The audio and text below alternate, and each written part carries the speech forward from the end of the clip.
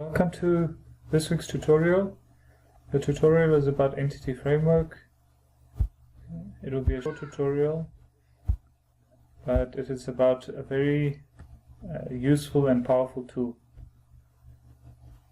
We will get into a lot more depth in later lectures.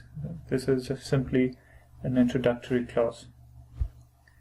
In front of me I have a simple database design in SQL Server with 5 database tables: client, shoe sale, shoe type, and brand. You might have seen this design before. So I've created a test application where we will use Entity Framework to access that simple database.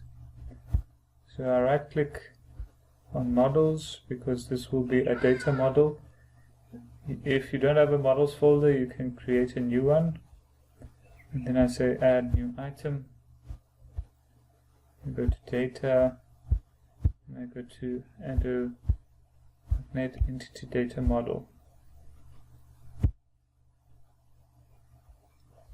So you can choose what you want to do. You can create an empty entity framework designer model where you can create a database within SQL Server, and you have some other options. But your alternative that we're going to use today is Entity Framework Designer from database. So we just create a new connection. Server will be localhost, or the server that is running that database. I can then select the database that I want to use.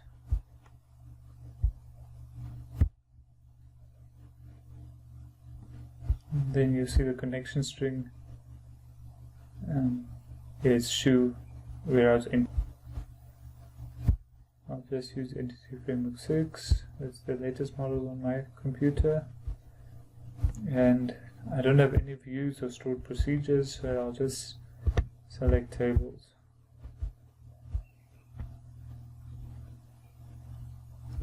If you don't want names to be pluralized, or Entity Framework creates the names of the plural form for many instances of an entity.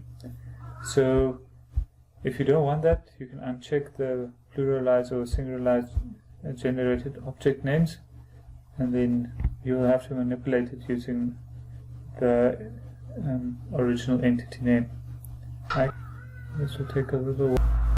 That creates a model for us that we call the INF. And this model represents the database. So just like in our database, a client is linked to a shoe using a shoe sale, and it links through like that. If we want to access that, then we can go to a controller. That's usually where you'll access it. You can do it in an alternative view model as well. So I'll use the generated one. Then you need to include those in models. So you go using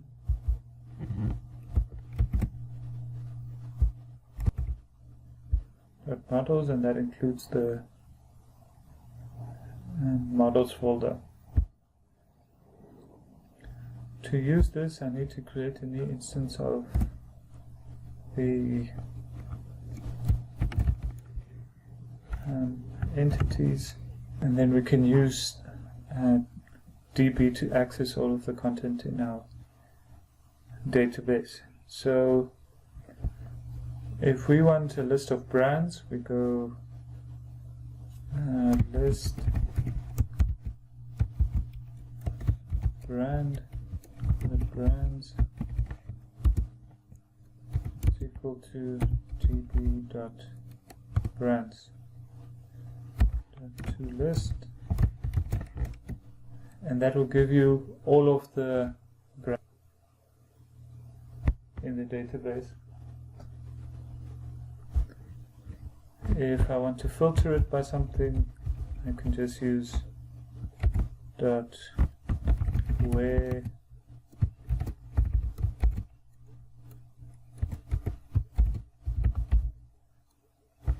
name is equal to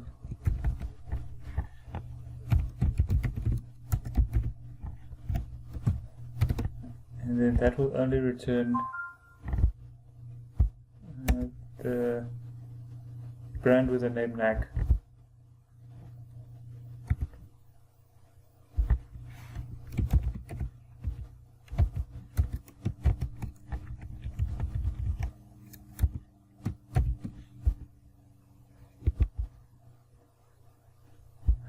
I can do more sophisticated queries like that, so I can also go brands dot where. What this does is it will return you all of the brands where there are shoes of that brand with a shoe type of sneaker. So you can think of a real world scenario where this applies. There are certain brands that do not manufacture sneakers, so those brands wouldn't be returned with this query. So I've shown here how to do queries from the database. So if I want to add a new brand to the database, I can do it like this. New brand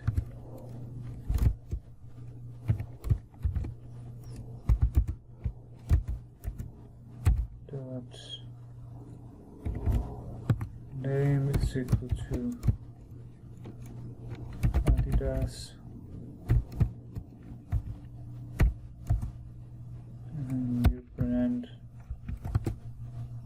dot that's the only field that I need. Then I can go db.brands.add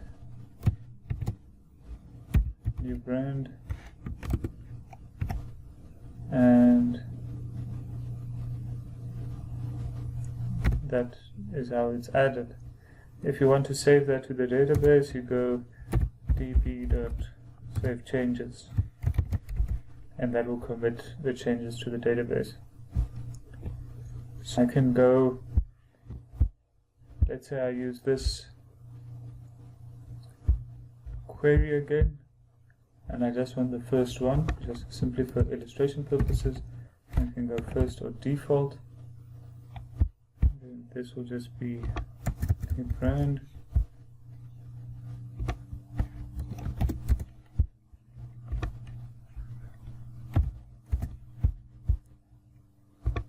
Then I can say brand dot name is equal to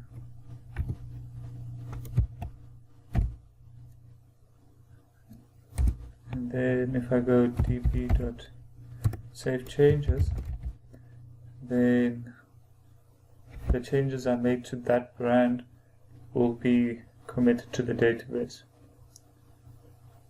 So it knows that it's not a new brand because it has a generated ID already, and it will simply replace the instance in the database with the updated version. So I could also go and remove this brand. I can say db.brands.remove that brand from the database. If you had a list, so let's just quickly change this back. So list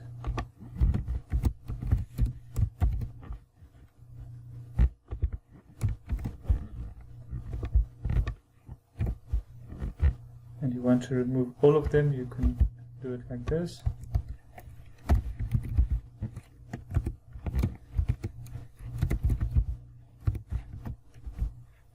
And that will remove the entire list of brands that you got with that query. So we've learned to do basic CRUD functions on our database.